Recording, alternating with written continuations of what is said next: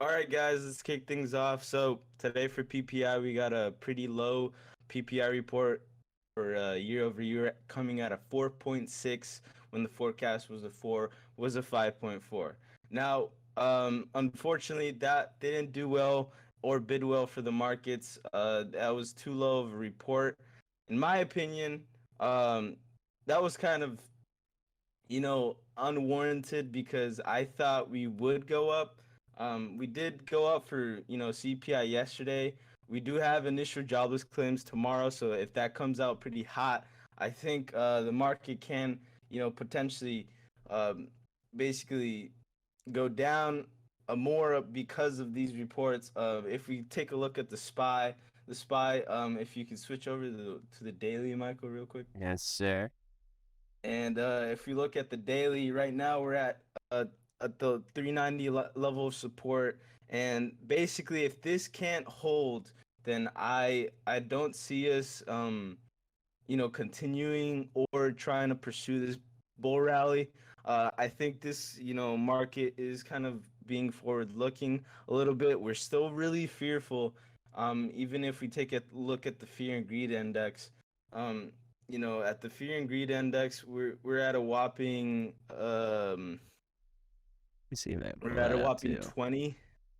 Um, so yeah, I mean, people are extremely fearful as of now, and that doesn't bode well with a lot of investors. So we got to just be aware of these things. Right now, people, they don't want to put too much money into the markets. They're fearful of, the Fed rate decision, if they're gonna pause, if they're gonna cut, if they're gonna raise.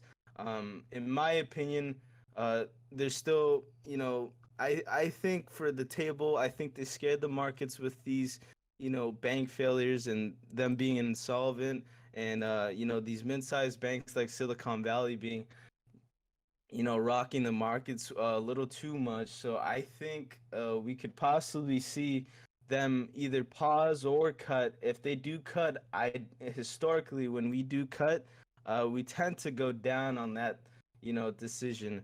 So I'm thinking they'll pause for this upcoming rate hike, just because I don't think they want to cut because it'd be too soon for them to cut, and then we have runaway inflation again, and then they have to step in and raise even a lot higher, and then we get a deeper recession in the future. So I don't think they'll cut just yet. Um, if they do cut this year, then that's going to be a giant red flag in my opinion. But that's just what I'm seeing. Same thing with QQQ. We were pretty boring on QQQ, even though we got a point 0.5 two on the day. For the DXY, we're rising with good PPI report, and the VIX, the VIX saw a 10% day, and it was pretty good for VIX. I think the VIX is pretty, it's looking pretty poised in my opinion. If we get more downside on this market, the VIX looks pretty poised to go up. As of now, I wouldn't put calls into VIX just yet. I'd wait for another pullback. But yeah, I just don't think the VIX it can get another green day by tomorrow unless initial jobless claims come in hot. Then yeah, I think we'll see a little more green on VIX.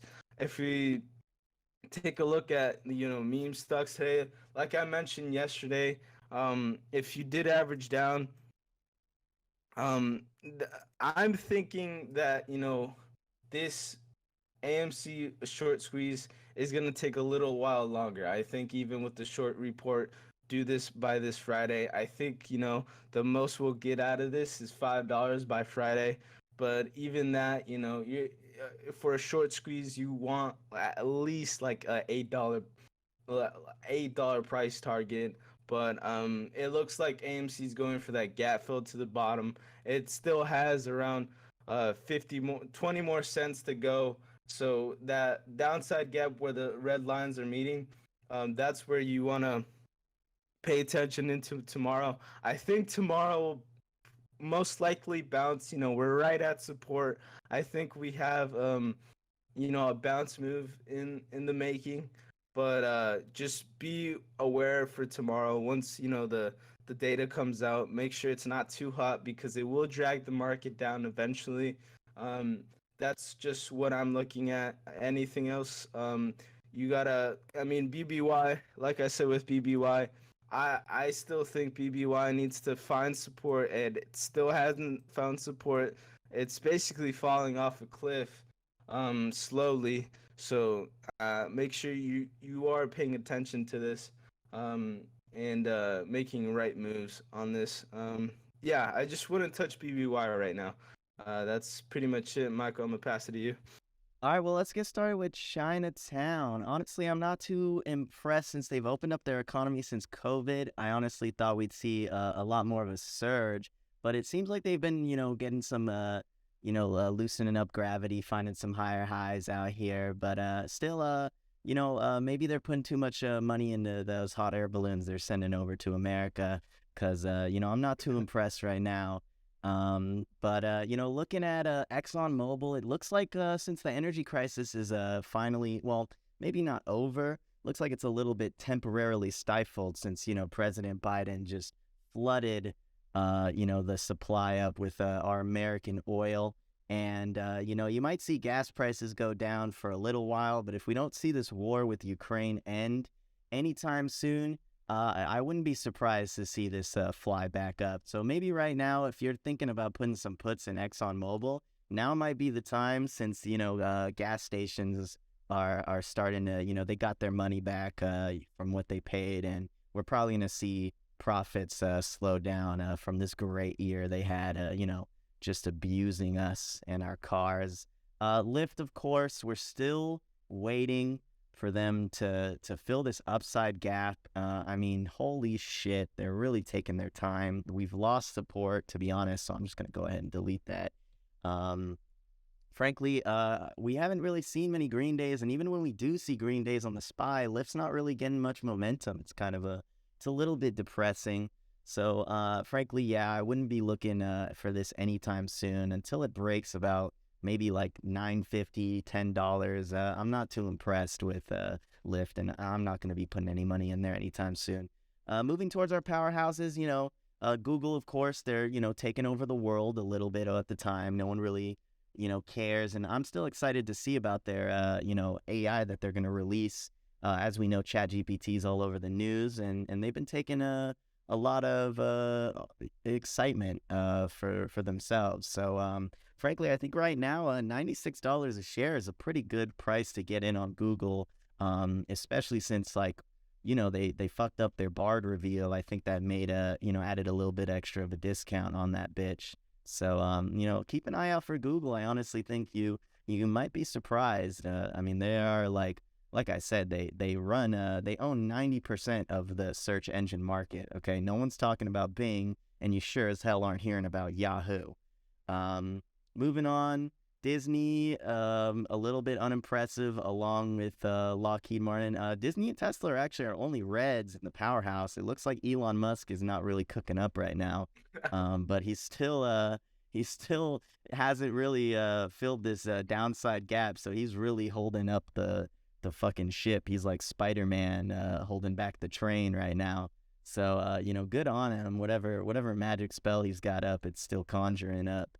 Microsoft, Apple, they're doing their thing, taking over the world themselves as well. And finally, moving on to Coinbase, I'm pretty sure, if I'm not mistaken, they actually filed for the SEC to have their crypto as a security or something of the sort, because, as we mentioned before, they were going to have a lawsuit.